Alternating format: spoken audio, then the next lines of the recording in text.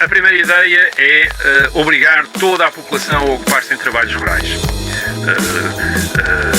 Cultura do arroz, construção de reservatórios de água para irrigação, portanto, toda a população é obrigada a ocupar-se de trabalhos rurais, independentemente das suas qualificações.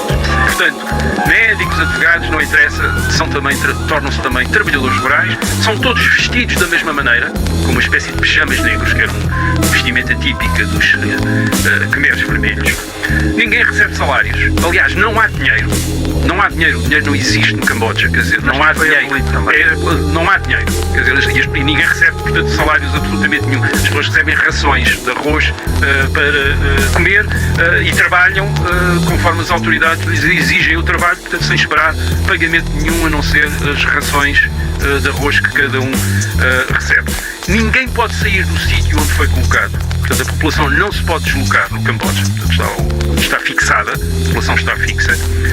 Todos são obrigados a sessões diárias de autocrítica, em que são levados a confessar os seus pecados sociais e ideológicos, a reconhecerem que são burgueses, que têm aspirações pessoais, que têm ambições. Portanto, é preciso confessar isso e renunciar a tudo isso em sessões coletivas. As pessoas não podem comer sozinhas, só podem comer em refeições coletivas. Portanto, ninguém pode comer sozinho. Portanto, é mais uma tentativa de estabelecer o coletivo como superior ao individual, isto é, na prática fazer desaparecer a individualidade. Aliás, na própria linguagem as pessoas são convidadas a evitar usar eu e passar sempre a usar nós. O eu não existe. Portanto, eu não fiz, nós fizemos. Eu não quero, nós queremos. Quer dizer, portanto, é o grupo, é só o grupo que existe, o indivíduo deixou de interessar. E a partir dos 7 anos, todas as crianças são separadas dos pais e entregues a orfanatos do Partido Comunista, onde são entregues afastados da família.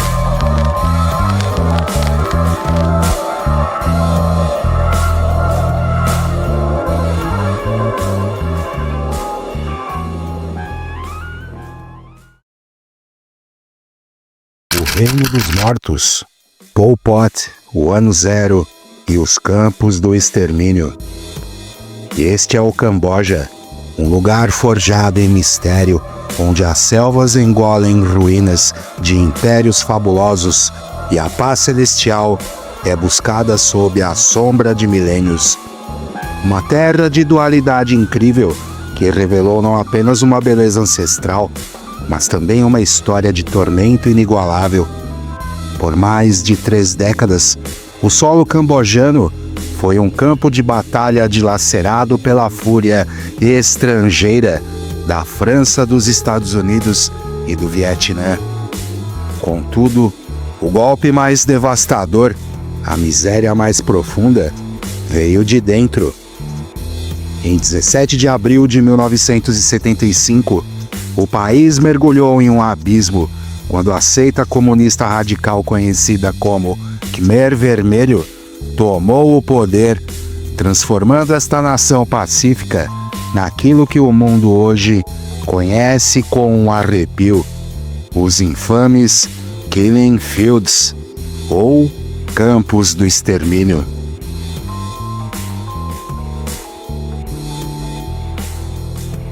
A arquitetura do terror e a riqueza macabra de detalhes. O arquiteto deste pesadelo foi Salot Sar, a sombra fria por trás do nome Pol Pot. Nascido em 1925, em uma família de fazendeiros abastados, uma ironia que seria apagada por sua própria ideologia, ele trilhou o caminho da elite, estudando em um mosteiro budista, e a partir de 1949, na prestigiosa Universidade de Sorbonne, em Paris. A academia não o seduziu. Sua verdadeira atração era o fervilhar sombrio dos movimentos nacionalistas e, crucialmente, o Partido Comunista Indochinês. Ao perder a sua bolsa de estudos, regressou ao Camboja em 1953 e, no início da década de 1960, emergiu das sombras para se tornar o líder inconteste do Partido Comunista em 1963.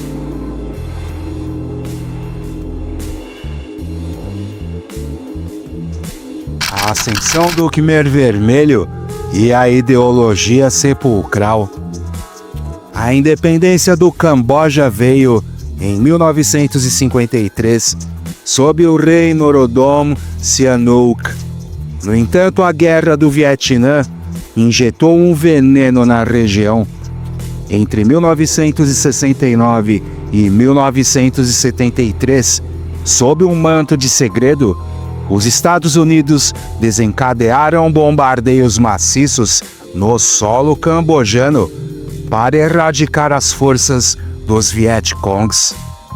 Mais de 5.000 toneladas de bombas foram despejadas, ceifando a vida de um número estimado de 30.000 a 150.000 civis e combatentes do Khmer Vermelho. Embora outras estimativas sombrias apontem para algo entre 200.000 e 500.000 mortos. Documentos da CIA sugerem que este terror aéreo, ao invés de destruir o inimigo, agiu como um catalisador, alimentando o ódio e a popularidade do Khmer Vermelho entre os camponeses desesperados, fornecendo-lhes recrutas para a colheita da morte. Pol Pot, profundamente influenciado pelo maoísmo e possuído por uma aversão patológica à intelectualidade e à vida urbana, nutria a visão de uma utopia agrária 100% autossuficiente. Ele via o trabalhador do campo, o abre aspas, povo velho, fecha aspas, como o único puro, o pilar da revolução, em contraste direto com o ideal comunista de industrialização.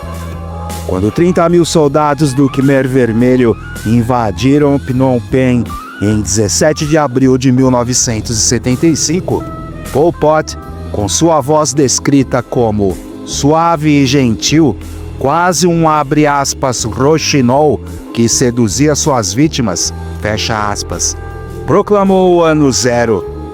Era o início de uma purga que visava apagar a história e recomeçar a civilização sob seu comando.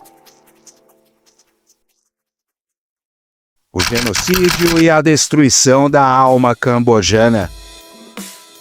A primeira ordem do ano zero foi a evacuação forçada e imediata de toda a população urbana para o campo.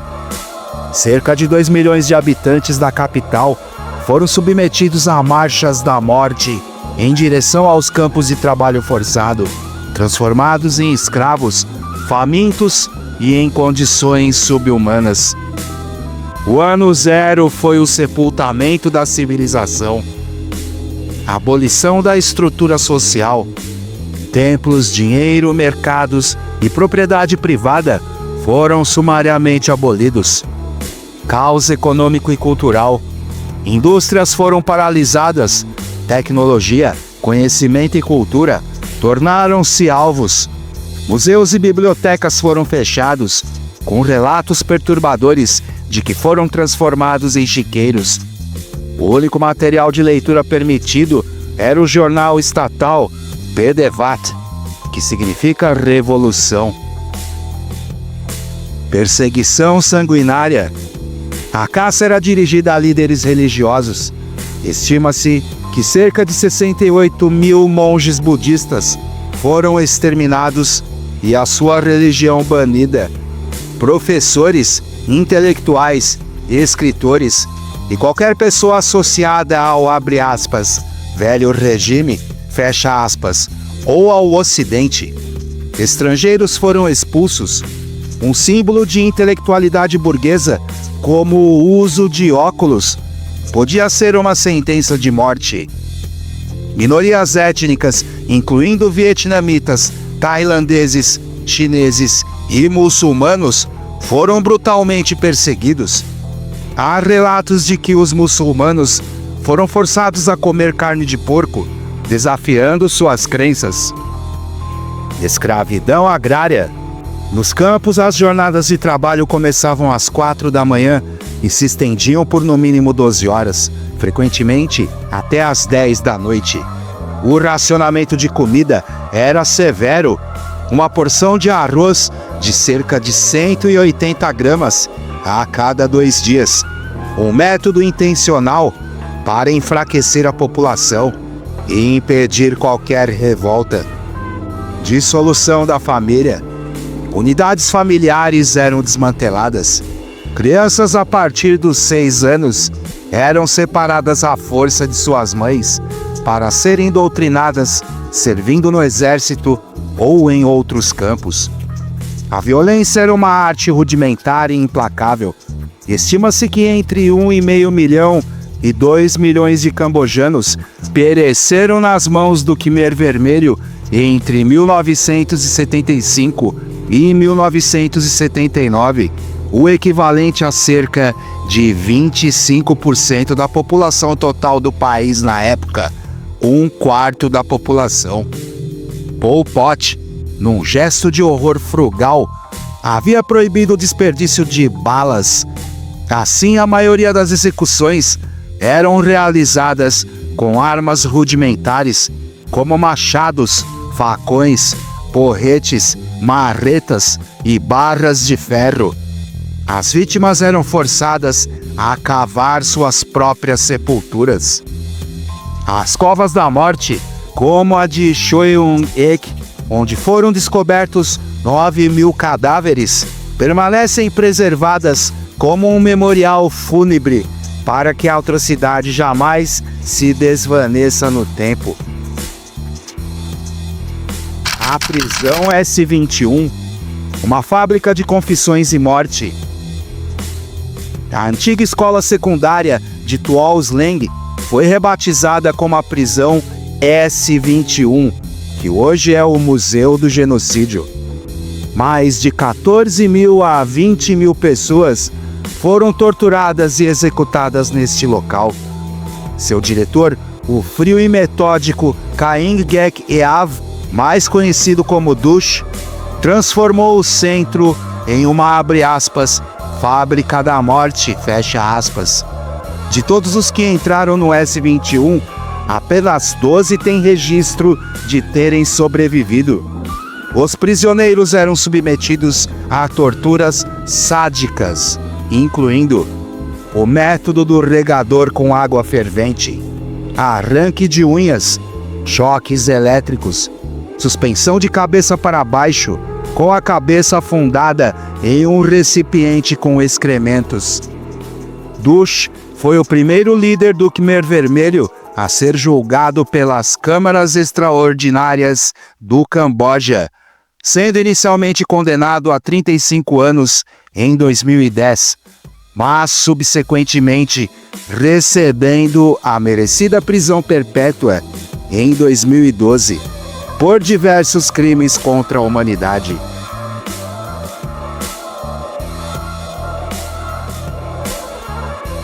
A queda, a decadência e o legado profano.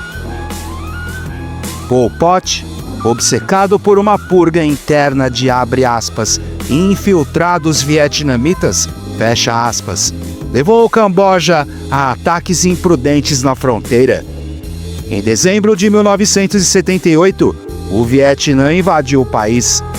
Em menos de 3 semanas, Phnom Penh caiu, forçando Pol Pot e o Khmer Vermelho a se refugiarem nas selvas e montanhas. O rastro da tragédia era indescritível.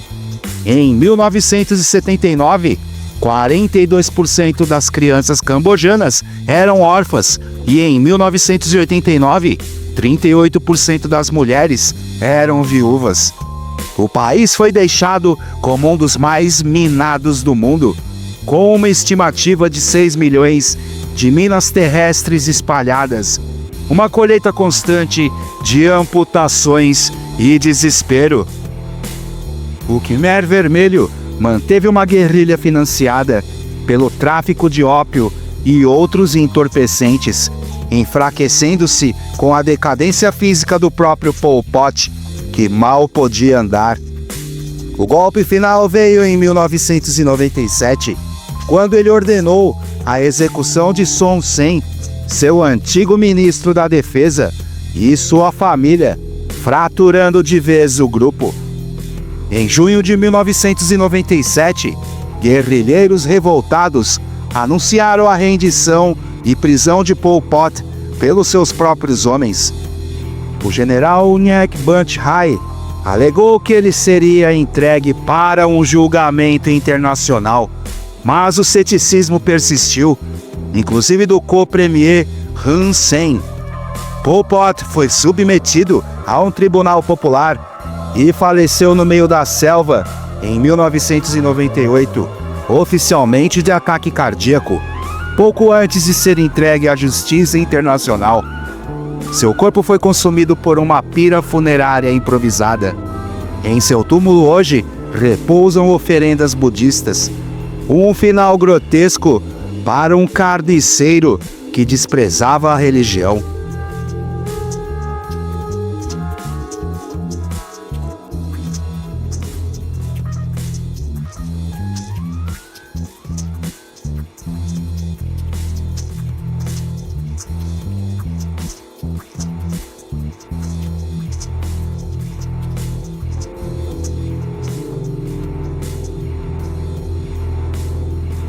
O aviso ecológico e a sombra do unicórnio cambojano. Nas montanhas Cardamom, o último reduto do Khmer Vermelho, ex-guerrilheiros vestem agora a capa de guardas florestais, rastreando a vida selvagem. Esta área é um tesouro da biodiversidade, lar do leopardo nebuloso e do raro tigre indochina. No entanto, o desmatamento ilegal e a caça furtiva representam a exploração moderna. A caça predatória ameaça o Kiching Vor, a antílope lendária de 2 chifres, frequentemente chamada de, abre aspas, unicórnio cambojano, fecha aspas, que pode estar irrevogavelmente extinta. Seus chifres eram valorizados na medicina tradicional como antídoto para picadas de cobra. O Camboja de hoje serve como um eco histórico e ecológico. A cidade de Angkor Wat, a maior da Terra em seu auge, comparável a Los Angeles, desmoronou entre os séculos 18 e 19. O professor Roland Fletcher propõe que o colapso não foi devido à guerra, mas a uma catástrofe ecológica, desmatamento excessivo para a irrigação e a sobrepesca no lago Tonle Sap, levando à escassez de alimentos.